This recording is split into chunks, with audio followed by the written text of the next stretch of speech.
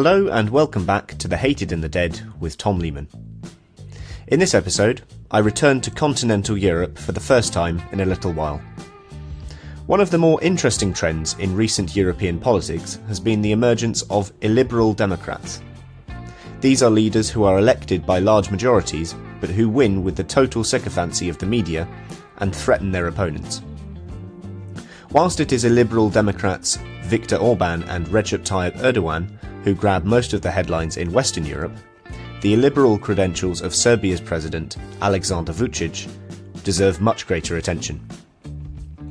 Vucic has been president of Serbia since 2017, but his career in politics predates his ascendancy to Serbia's highest office by more than 20 years.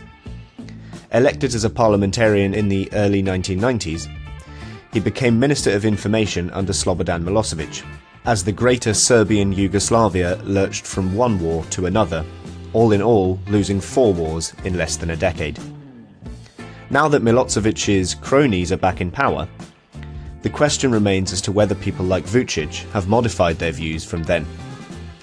In reality, it doesn't seem like Vucic believes in much at all, other than self-preservation. In some ways, this makes him a much more interesting character to study than Orban or Erdogan, who have a much more identifiably right-wing and religious appeal than Vucic. Serbia's president isn't showing any signs of leaving office anytime soon, having been re-elected last month, and his ability to play different world powers off against one another might give us an insight into the great power politics of the 21st century, as China's influence in Europe continues to grow. My guest for today's episode is Vuk Vuksanovic. Vuk is a researcher at the Belgrade Center for Security Policy and is also an associate at LSE Ideas, a foreign policy think tank. He also writes prolifically about Serbian foreign and domestic policy issues, so I highly recommend you follow him on Twitter or LinkedIn. Ladies and gentlemen, it's time to introduce Aleksandar Vucic.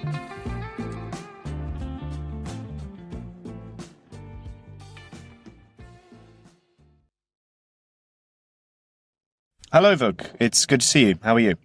Hello, Tom. Okay, given the time. Vuk, we're talking about Aleksandar Vucic today. Vucic has been president of Serbia since 2017. He's 52. He was born in 1970. What do you think is important about his early life for understanding the sort of politician that he has become? Well, Vucic as a leader, he is as contradictory as he is complex, so to speak. I mean, he has a very peculiar family background. I mean, his paternal ancestors were from the place called Bugojno in present-day central Bosnia. And of course, he frequently stresses this in his biography that during World War II, when a Nazi satellite state was established on the territory of present-day Croatia and Bosnia, called the Independent State of Croatia, ruled by the Ustaše regime, his father's family in significant numbers were killed, systematically exterminated during this period. And this has shaped his early days nationalist outlook. And I mean, what is known frequently from his childhood was that he was a meticulous student of law at Belgrade faculty, always bragging even up to this day about his high GPA during his studies. And at the same time, he was also quite a fanatical fan of famous Serbian football club Red Star.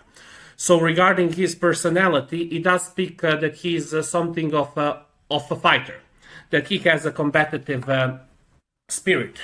And essentially, ever since he graduated from Belgrade University, he joined the Nationalist Party from that moment, from that period, which still exists, although now it is insignificant in terms of number, but back then it was one of the most powerful political parties, the Serbian Radical Party. It was a hardline nationalist party, which, had a very awkward relationship. On one hand, it was both frequently something of an opposition, but at the same time, it was also more frequently an ally of the Milosevic's regime in the 1990s. So this is the beginning of Aleksandar Vucic's career back in those days. Something that's notable about Vucic's career is that he became a politician at a very young age. He became a member of the National Assembly for the Serbian Radical Party when he was only 23 in 1993. This took place against an awful backdrop, which was the disintegration of the greater Yugoslavia. This is a very complicated period in a very complicated country, a country that no longer exists. But as briefly as you can you describe the situation in Yugoslavia in 1993? Who was in charge? What form was this disintegration taking? And what did Serbs like Vucic think of the disintegration? Well, I mean, the country was in a complete disarray. What was left of Yugoslavia was called Federal Republic of Yugoslavia, consisting of Serbia and present-day Montenegro. And of course, while Milosevic wasn't the president of what was ramped Yugoslavia, he was president of Serbia. Everybody knew where the real power was. So, I mean, it was during this period when the war in Croatia has been ongoing for 2 years, and war in Bosnia was raging for 1 year. And of course, I mean, during this period, of course, we had the Bosnian Serbs who enjoyed during this period a significant support from Belgrade during what was otherwise a very violent period, while at the same time we had a complete disintegration of Serbian society during that period. I mean, the morale and the social and cultural norms were an all-time low. We had a massive brain drain. As a result of UN sanctions, Serbia experienced at that time one of the highest hyperinflations recorded in economic history up until that point, which probably decimated the middle class and which decimated civil society, in a sense probably destroying along the way many pockets of potential resistance to Milosevic's regime during this moment in time.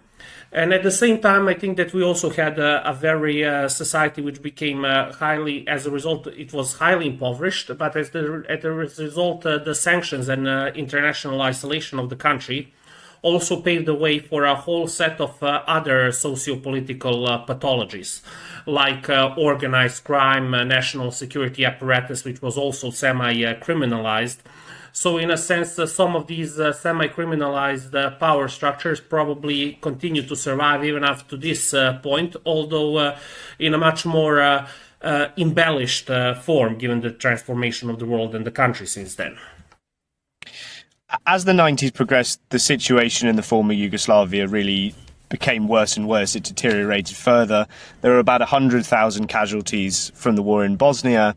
From the Serbian point of view, it wasn't good either. You had the deaths of many Bosnian Serbs at the hands of Croatians in Krajina. The Serbs did not manage to halt the disintegration of Yugoslavia. Slovenia, Croatia, Bosnia all became independent countries. In 1998, Vucic became Slobodan Milosevic's Minister for Information. What did this amount to? What information was he dealing with?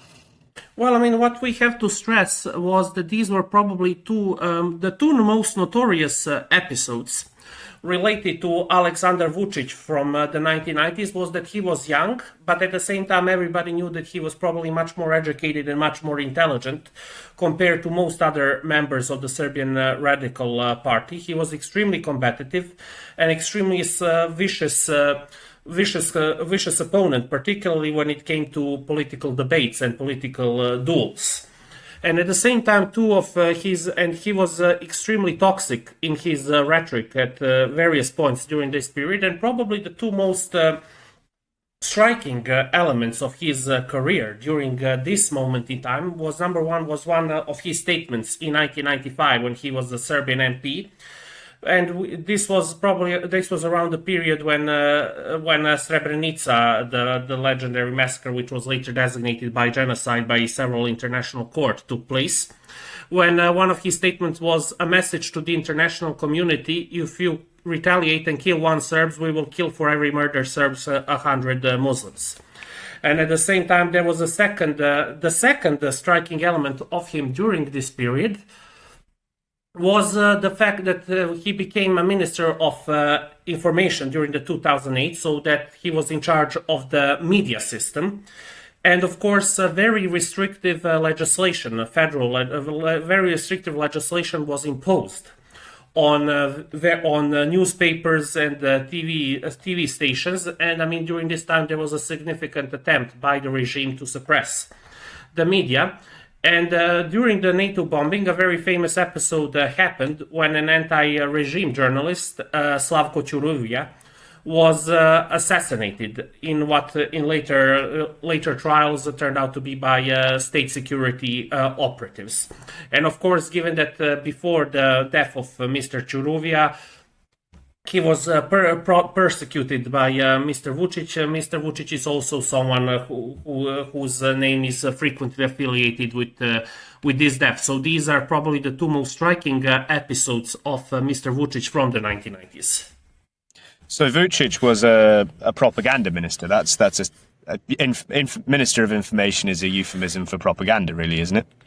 Well, that certainly, particularly during those periods, but I think it is pretty salient for the way he behaves today. I mean, many of the people who knew him spoke openly about his political profile and his personality to the Serbian media, and many of them actually underlined that he is essentially obsessed with the art of political marketing and with political communications, and that he diligently studies all possible literature, either in Serbian or in English, about political marketing, and that he has mastered. And in a sense, yes, the media machinery, which is one of the pillars of the system over which he presides today, is also one of the very striking elements of his power. Yes, if we look at the sort of post-Milosevic period, Milosevic was ousted from power after the war in Kosovo in 2000, and he eventually died in prison in The Hague whilst he was on trial for war crimes. What happened to Serbian politics in the years after that happened, and what happened to the supporters of Milosevic like Aleksandar Vucic? Well, what you have to realize is that there was a lot of locomotion in the first 12 years after Milosevic was ousted, and that escaped many Western viewers because, I mean, from that moment in time, okay, there was no war in the Balkans, so nothing to cover the front pages of the Serbian media. All sorts of other things happened, like war in Iraq, so attention of the world was somewhere else whenever they would open up at foreign policy columns in Western newspapers, for that matter. However, Serbia entered into a very specific period during this time, and I think that this is one of the things which most Western observers are not aware, because most of the time the liberal conventional wisdom in the West is, oh, the bad guy is gone, democracy is established, so it's a fairy tale ending from that moment in time. However, I think that the system which emerged, sadly, for most of the Serbs now have a very cynical reaction to the meaning of the word democracy ever since then, because they believe that what was replaced was a system in which the parties which composed the coalition which overthrew Milosevic were constantly bickering about the share, about the spoils, and about who will be the minister in the coalition government. And at the same time, we also had a whole set of other very upsetting trends, like privatization, which also resulted in a loss of significant wealth from the standpoint of Serbian citizens. So the economic transition also didn't work out quite as well for many in the Serbian society as they had hoped. Meanwhile, you also had the assassination of Serbian Prime Minister Zoran Đinđić in 2003. So from that moment in time, for them, the word democracy, in a sense, became just a synonym for a system of small-time intrigues between various opportunistic political parties. And in a sense, Aleksandar Vucic was able to basically plug into this dissatisfaction with the failures of post-Milosevic and post-economic transition. Of course, during this moment in time, we also had a major shift in the balance of power, Because while Milosevic's regime, the Socialist Party of Serbia, continues to exist, and it's still a formidable player, it is no longer a major player. Most of the voters of this, shall we say, nationalist or socially conservative elements of the Serbian society started voting for the Serbian Radical Party, which during this period was no longer run by its traditional leader, Vojislav Šešelj, who was in The Hague during this moment in time, but it was run by his two lieutenants. The first one was Tomislav Nikolic, who even became Serbian president in between 2012 and 2016, and the second one is Aleksandar Vucic. And during this moment in time, they really developed a very, very powerful political party. However, it was their anti-Western and hardline stance which always prevented them from actually winning the power despite a very powerful numerical size. So this is the change of tactics which followed then allowed them actually to win power and to return. But I presume that we will talk about this in more details now. Yes, so that Tomislav Nikolic, who you mentioned a second ago, I think became Serbian president in 2012. And he, in a sense, I suppose, relaunched the political career of Aleksandar Vucic in power when he nominated him to be prime minister in 2014. I think an important question to ask at this stage is, you've had, as you mentioned, a sort of 12-year period where the Milosevic group were mostly in opposition, and then after 2012 they've come back in. The important question, I suppose, is, have these people, the Nikolics and the Vucics, have they actually changed and moderated their views from the Milosevic era, or is this just, in effect, a kind of rebrand? You know, a bit like the Taliban in their time out of power. They've just learned how to do PR, essentially. Well, I believe it's a bit complicated, more complicated than that. I think it is a mixture of these political tactics. I mean, on one hand, I think that what both Tomislav Nikolic and Aleksandar Vucic realized during this moment in time, that in 2008 they were incapable of winning power, despite the fact that it was the year when Kosovo's independence occurred. So you would have expected that the Serbian Nationalist Party would seize this opportunity. But at the same time, I also think that they saw that for many Serbs, while they may be irritated with Kosovo's independence, for many of them, issues like economy and welfare were equally important when it came to winning power.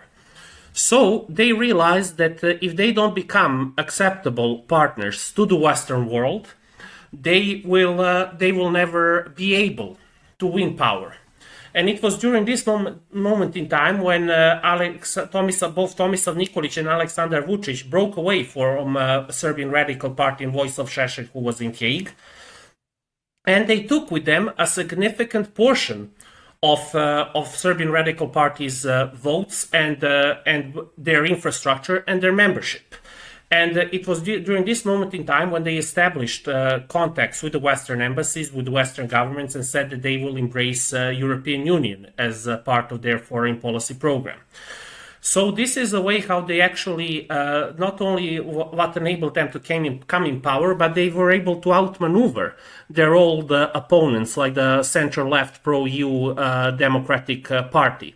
Because up until that moment in time, the Democratic Party would always be capable of scaring the voters by saying, you should vote for us, or otherwise these nationalist guys will come to power. While at the same time, these guys brilliantly outmaneuvered them, Vucic and Nikolic, among other things, by promising to the Western capitals that they will be able to resolve the Kosovo dispute. And in a sense, many call this moment Nixon in China moment. The idea that former nationalists will be able to make peace deals with former enemies. And of course, they had a great trump card to play, the fact that they were the ones who controlled the most conservative and most nationalist part of the Serbian electorate. So they believed that they had the capacity to master any potential fallout on any compromises with Kosovo. So this deal with the West, alongside alongside the displeasure of the Serbian electorate with global financial crisis and with cronyism associated with up until then ruling Democratic Party, allowed them to win power in 2012. Vucic was elected the president of Serbia 5 years later, after Nikolic in 2017. I've often seen him characterised as an authoritarian, as an illiberal Democrat, a populist. The term democratic backsliding, this idea of sort of moving up or regressing from democratic norms, is a term that's thrown around a lot to describe different leaders. Probably in Europe it's most commonly used about Vladimir Putin and Viktor Orban. But some people have tried to characterise Boris Johnson's attempt to shut down Parliament during Brexit as backsliding, for instance. What's the nature of democratic backsliding in Serbia under Vucic? And if you were to compare him to one of those people, a very extreme case of backsliding under Putin, a less severe case under Orban, and a less severe case again under Johnson, which one would it be? I think of those three which you cited, probably he shares most resemblance with Orban rather than with Putin or Johnson. I think that he's a very peculiar animal, the Aleksandar Vucic that we talk about today. I think that probably Aleksandar Vucic is one of those cases where I think that think tankers should talk to psychologists much more than they talk with political scientists, for that matter, because personalities and profiles are quite complex. I do think that we are speaking about a leader who is really obsessed about making himself this can-do leader, the guy who can shake the ground, who can do the impossible, who can overcome obstacles that his predecessors could not. And as a result, he's also highly competitive. And I also think that this is probably, in part, explains his media censorship, in a sense, being a person who receives criticism very, very badly. I mean, I believe that this is part of his both his personality and political tactic, that every conversation with a journalist is always a potential battle for him. So this is the way he operates. But in a sense, I think that he's the system that he established, just like the system that Viktor Orban established in Hungary, still pretty much resembles what is usually called as some call it hybrid regime, while some others call it an illiberal democracy. A system of governance where the leader does have a democratic legitimacy in a sense that he does have a majority among the voters, but the way he governs, he doesn't govern in accordance with the liberal principles, in terms that he uses the media, public administration, and national security apparatus to get ahead in front of any competitors. But if we are talking about this comparison between Vucic and Viktor Orban, and I hope that you will allow me to be a bit more wide on that point, I think that there is still major differences between the two. I think that Viktor Orban, despite, of course, everybody's a hypocrite in politics, both liberals and illiberals, so to speak. But I mean, what is, I think, striking about Viktor Orban is he does have an ambition of being something of an international ideological brand when it comes to this concept of illiberal democracy. Orban openly acknowledged that he wants Hungary to be illiberal democracy. Vucic, on the other hand, number one, he wants to pretend that he is this liberal can-do leader to the Western world. I mean, while Orban openly speaks about illiberal democracy, Vucic goes nuts when Freedom House designates his country as a hybrid regime, or when Twitter designates his media outlets as government affiliated. And at the same time, I also think that he doesn't have that much of an ideology, because depending on what suits him at this moment in time, he can do anything. In foreign policy, one day he can be in Brussels in European Commission. The next day he can be in the Kremlin or talking with Xi Jinping, for that matter. Or one day he can talk about he can talk about he can stoke national grievances, while second day he appoints an LGBT woman to be his prime minister. So he doesn't care that much about the concepts which are part of Viktor Orban's brand. Yes, I think that with Orban, there's definitely more of a kind of identifiably conservative populism in terms of sort of anti-multicultural, quite an extreme conception of sort of Christian democracy. What does Vucic say about the wider Balkan region? For people listening who don't know very much about the area, it's worth pointing out that relations between different former Yugoslav republics aren't entirely harmonious today. What does he say, for instance, about the status of the Serbs that still reside in Bosnia? This became a big issue last November when Milorad Dodik, the leader of the Srpska Republika, the Serbian part of Bosnia that still exists today, sort of flirted with the idea of taking himself out of Bosnian institutions. What does he say about this issue? Well, I mean, these are all complicated issues. I mean, if we are going to first do a macro picture of how Vucic operates in the wider region of the Balkans, I think that we no longer have open conflicts, but we do have wounds which haven't quite healed. The dominant narrative among post-Yugoslav republics is, of course, that the first idea which pops to their mind when they hear the word Aleksandar Vucic is still Aleksandar Vucic from the 1990s. While on the other hand, Aleksandar Vucic is still stoking this idea. Sometimes, it might be sometimes it is misused, sometimes it has some foundation in truth. There is, of course, that he's unhappy with the status that some of the Serbian communities have, and of course the fact that he believes that every time when he raises this issue, his criticism is being deflected by invoking the case of Serbia from the 1990s. I think that part of the way he has been able to stay in power and get acquiescence from the West is the concept which became quite popular among the Balkan watchers in the recent years. It may have even been used, this concept has perhaps been overused and it became something of a cliche, but it is still very much true. The term stabilitocracy. Because as the EU is unable to enlarge to the Balkans, they still need the Balkan to be relatively stable. So you have strongman leaders who tell to them, well, we will keep it stable, but you have to still continue subsidizing us with EU funds, and you still have to turn a blind eye to what we do at home. So, in a sense, in order to preserve this image of stabilitocrat, so he's perfectly capable of first stoking some form of tensions with his neighbor, only to jump in at the last moment as him being the only one who can bring peace. And he has achieved this very successfully, although I think that his relationship with the leader of the Bosnian Serbs, Milorad Dodik, has been more complex than most watchers believe.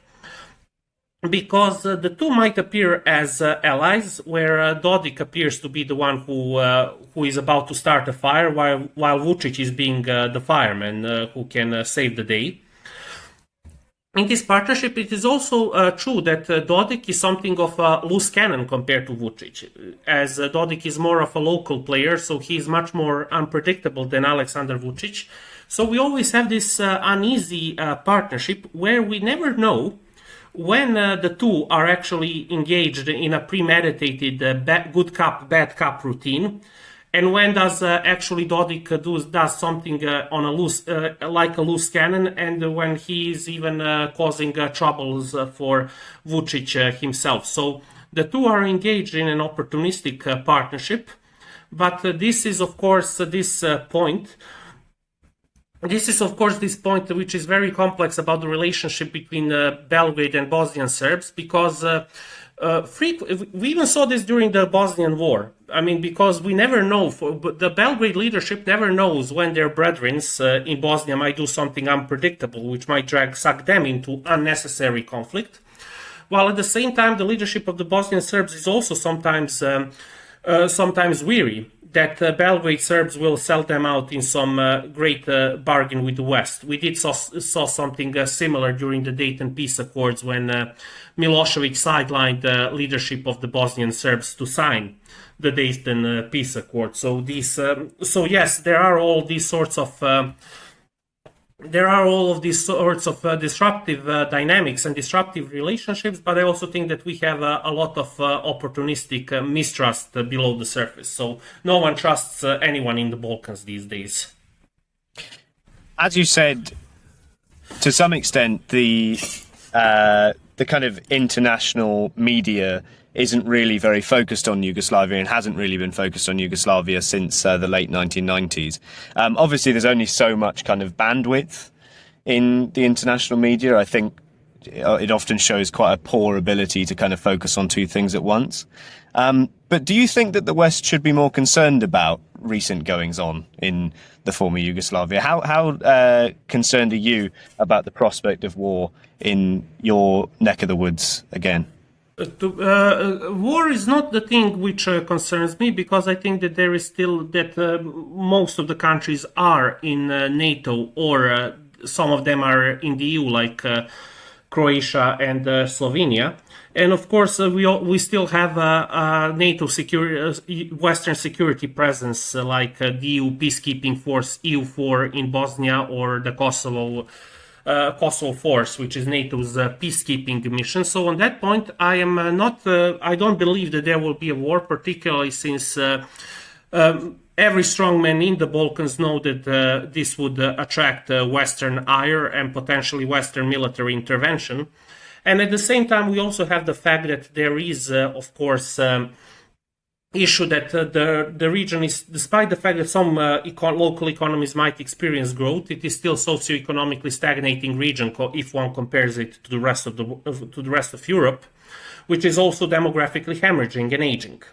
So that means that there might not be that much energy, enthusiasm, or even resources to commence conflicts on any scale, like the ones we have seen in the 1990s. However, I do think that the West should be worried about the fact that it has an empty hole. An empty hole in a region which is situated in triangle between Europe, Russia, Turkey, and wider Middle East, which is in its backyard, and which, of course, is, while it doesn't produce war, it does produce a whole set of other instabilities, like the issue of poor governance, dysfunctional politics, and which can always be, if not the theater of war, but always a potential theater of political dysfunction and political crisis. So the West should definitely keep an eye on the Balkans much more than it is keeping it today. But it's not because of the potential war. The type of problems are completely different. Getting back to Vucic, if we move the lens slightly further away than just the Balkans, Serbia, you've sort of mentioned this in passing, Serbia has a very interesting foreign policy more generally. It's a candidate country for EU membership. It also has friendly relations with Russia, and it has pretty good relations with China as well. I remember reading early on in the pandemic that Vucic had said that the EU had turned its back on Serbia, and there was now China that Serbia was going to count on as an ally. It seems from a distance that Vucic is essentially trying very hard not to kind of hedge his bets. He doesn't want to get too close to one of these units. Is that basically his strategy? Is he just essentially an opportunist in this way? I think that Serbian entire foreign policy has been opportunist for quite some time. I think that, in a sense, if we count, of course, some of our listeners who are Cold War nerds might know the story about non-aligned Yugoslavia. But, of course, during the 1990s, as one of my former professors said, the whole point of Serbian foreign policy in the 1990s was that there was no foreign policy. The country was isolated, and it was so much engulfed in its own domestic troubles and, of course, the conflict which raged in the region, that there was no interest in the world out there. The country had no capacity to implement foreign policy. And in between 2000 and 2008, we had something of an attempt the post-Milosevic's government to be fully integrated in the West. I mean, back in those days, you could even hear the word Euro-Atlantic integrations, not European integrations, but Euro-Atlantic integrations, which also involve potentially NATO membership. Today, any politician would commit political suicide if he used the word Euro-Atlantic, but back in the first 8 years of post-Milosevic's period, that was not anathema. But what has really altered Serbian foreign policy has been the year 2008, because I think that the year 2008 was a seminal year for Serbian foreign policy because of the two events. The first one was the global financial crisis, which of course obstructed the EU's ability to finish enlargement in the Balkans, and we are not seeing that it has progressed up to this very day. Of course, there were other crises as well which followed, which impaired Europe, but this one was the start of this process. And the second one was Kosovo's independence. So in a sense, these two processes shape Serbian foreign policy up to this day, because in a sense you have a country which is stranded on Europeans' periphery with the unresolved territorial dispute. So from that moment on, I think that even when we had a nominally pro-EU left-center government in power in Belgrade, you had this new idea in Serbian foreign policy. Okay, we should still strive towards Europe, but given the fact that Europe is not always sure of itself, and given that we have a Kosovo dispute for which we still don't have an adequate solution, we should hedge our bets. We should diversify partnership, talk to new guys. Of course, Russia was the first which sees it. And as time progressed, we also have China, which in the past 2 years, I will say openly, I think even has replaced Russia as Serbia's primary partner in the East. And of course, other minor players have also joined the game in the Balkans. We have Turkey, we have Israel, United Arab Emirates. But I think that in a sense, Vucic has just perfected and accelerated the game and process which was already in place even before he came to power. And how do you think that's gone? This sort of courting different people at the same time. Do you think it's actually worked very well? I think it produced tactical. I think it is a tactical policy, but with no strategic endgame. I think that this policy appears successful for the simple reason that there is no strategy. Because the way society is run in the Balkans and the way the state affairs are being run in the Balkans, most of the time you are essentially more concerned about short, eventually midterm solutions. You are basically worried about surviving this day, and not what international process might happen in the next 5 to 10 years. But I think that the ongoing war in Ukraine will probably be the toughest challenge so far for Serbian leadership, at least not perhaps on all of its international partnerships, but certainly when it comes to its partnership with Moscow. What has Vucic actually said about Ukraine, about the invasion? Well, I think that this is a case where Serbian diplomacy, at least in the beginning, was slightly more skillful compared to the initial Ukraine crisis of 2014. In 2014, when the annexation of Crimea took place, and this was a very peculiar year for Serbian foreign policy, because during that year, Serbia was about to start its accession talks with the EU, and it was still hoping for the completion of now defunct Russian pipeline project, South Stream, and it also received some cash credit lines from Russia during this period. And then comes the Ukraine crisis, and of course Serbian diplomacy simply reacts by flying under the radar without declaring itself, hoping that it will go unnoticed. And of course it attracted a lot of diplomatic heat as a result of this posture. However, now I think that Serbia came in front. I mean, it said that particularly since it has Kosovo disputes, that it unequivocally supports territorial integrity of every state, including Ukraine, and it has even voted on several UN resolutions against Russia to that point. But the key problem is that he's not, from the standpoint of the West, is that he's not joining EU sanctions against Russia. And now he's essentially stuck. On one hand, there is the West, and he needs Western acquiescence, both in order to stay in power, but also for the fact that EU is essentially the piggy bank from which the economy lives on. While on the other hand, he has Russia, where it is not just an issue of Kosovo and gas dependency that Serbia has vis-a-vis Moscow, but I think it is also, and this is the part where Vucic fell into his own trap, is the enormously high popularity of Russia in Serbian public opinion. Because when people ask why is Russia so popular, they momentarily think it is because of the Slavic or Orthodox ties between the two countries. However, the knowledge that the average Serbian citizens has on Russian culture, except for the most educated ones who read Dostoevsky and Tolstoy, I mean, about their culture or about their current politics is extremely limited.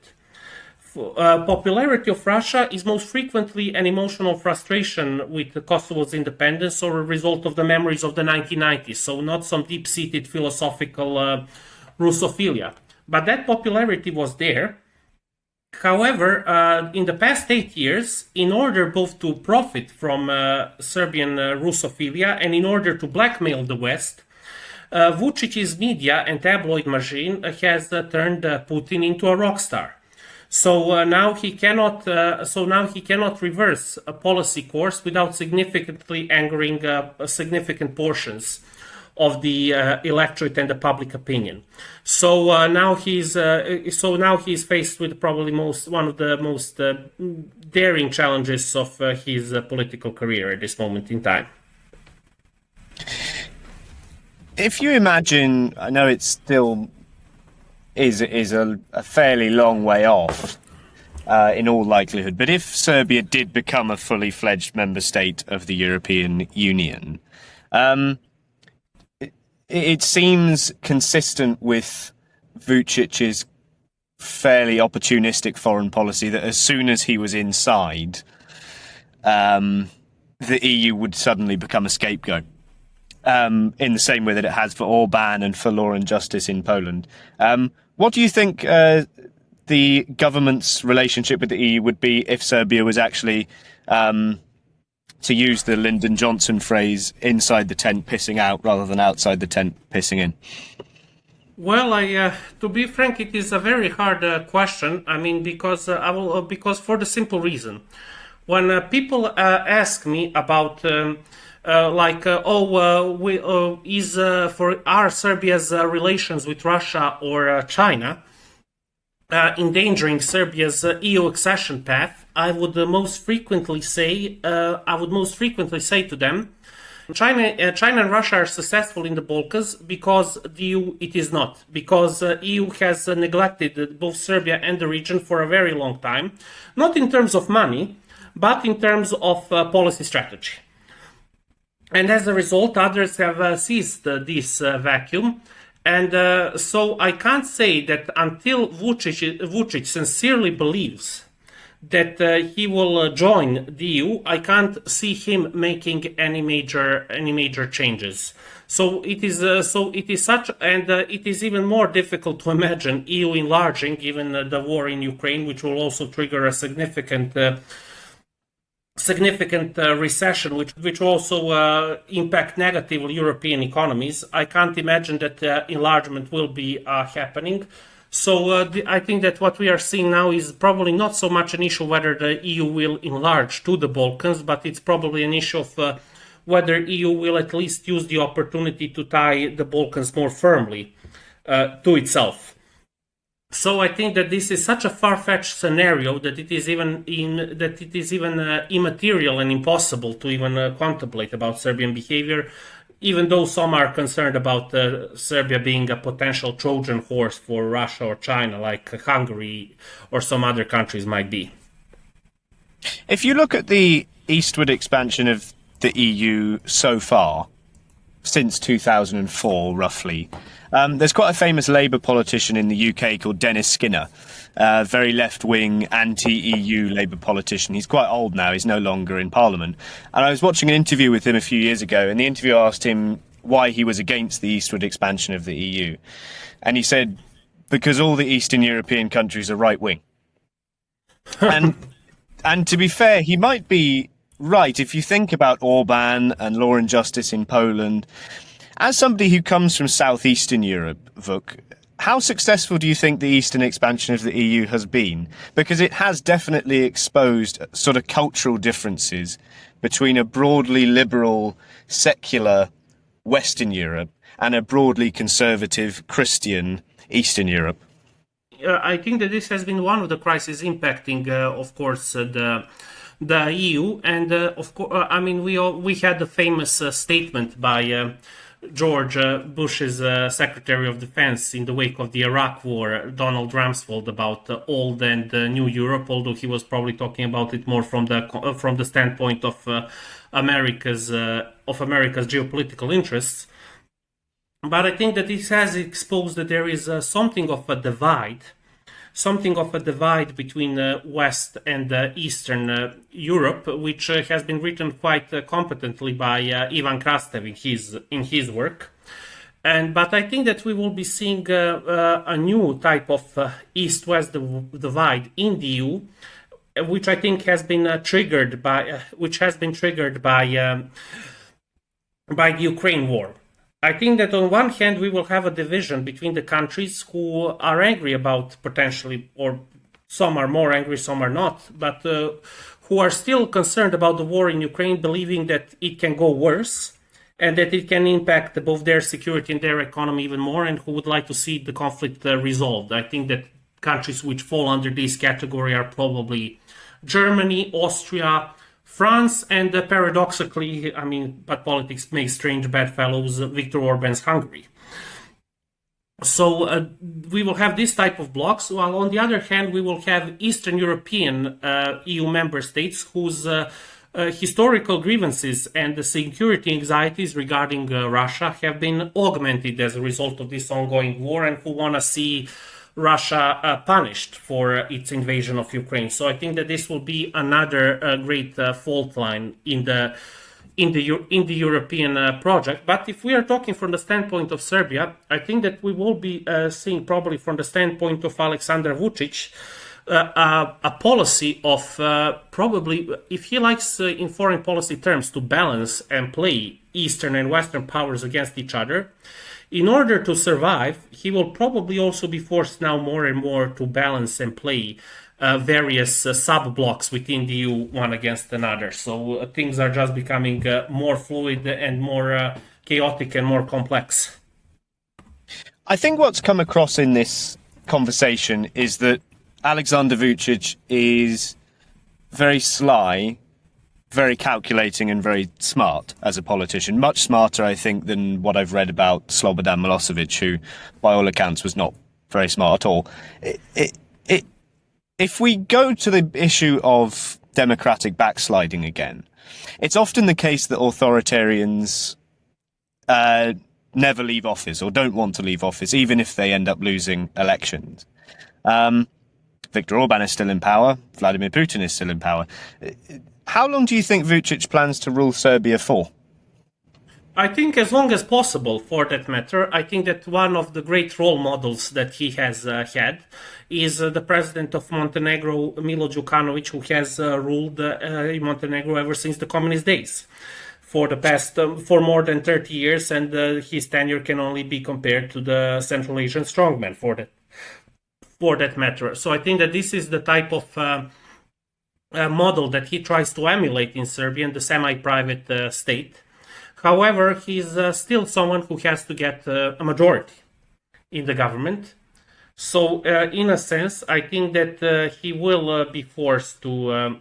He will be forced at one point. It all depends on when the viable counter candidate appears. Because let us face it, I mean, Erdogan was decimating opposition in one election after another until he lost Istanbul and the great urban centers in Turkey.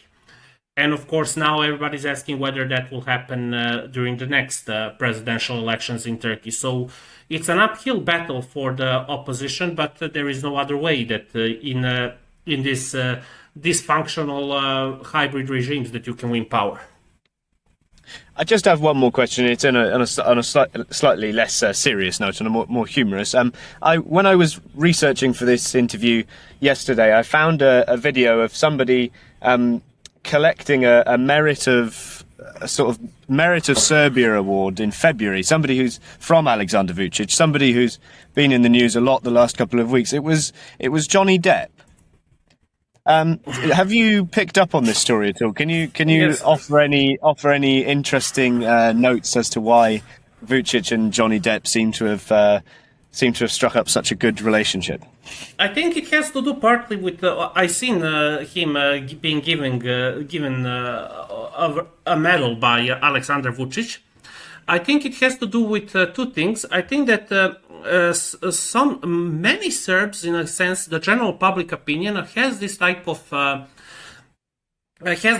tendency to be liked by outside world, because Serbs have been greatly shaped by the memories of the 1990s, when everybody was, when even those Serbs who were not pro Milosevic were sort of identified with butchers from Bosnia, so to speak. So, in a sense, many Serbs like the fact when someone says a good word about them. So sometimes it receives even something of a surreal level, the way it has been advertised in the media. But as a result of this very awkward and unpleasant historical memories. So the fact that Johnny Depp was filming a couple of movies in Serbia, and Serbia has become something of a popular site for Hollywood movies because of the cheap prices. And when some of these guys come to here to record movies, it is being interpreted as contributing to the Serbian image, and add to that just the tendency of Aleksandar Vucic to promote himself as being filmed next to the Hollywood star. You have this type of imagery. Well, I'll be waiting for Vucic to present Amber Heard with a merit award now as well. Well, I can't speak for him. Look, that's been great. Thank you very much. Where can people find your work if they want to? You're quite a prolific writer on Serbian foreign policy issues. Where can people find your work? Well, I mean, they can find it at my Twitter handle, so it's quite easily accessible, and I post all of my stuff here. So, I mean, I don't have a website, but with all of my work collection, but perhaps I will develop it as a result of our conversation. Yes, I hope so. Thank you very much, Vuk. Cheers. Thanks.